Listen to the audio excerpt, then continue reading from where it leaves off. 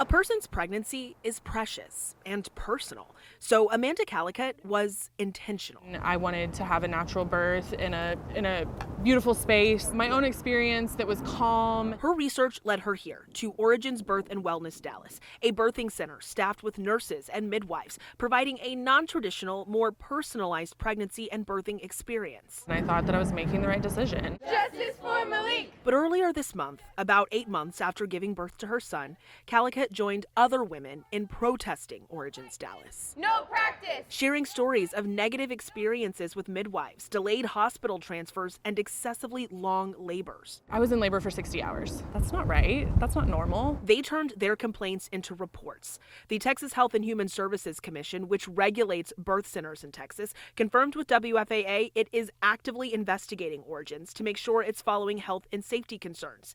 Emails between one mother and the Texas Department of Licensing and Regulation, which licenses midwives, says TDLR is investigating complaints about the center and individual midwives who work there.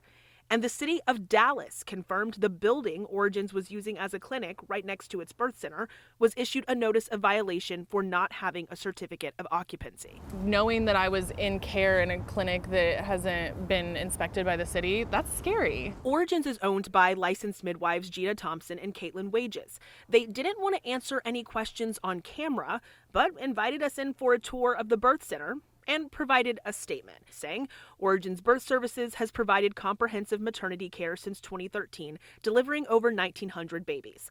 It goes on to say, we have worked throughout all these years with the state licensing board, both for our birth center and for our midwifery licenses. Our center is inspected regularly, and these policies and procedures are reviewed regularly as well.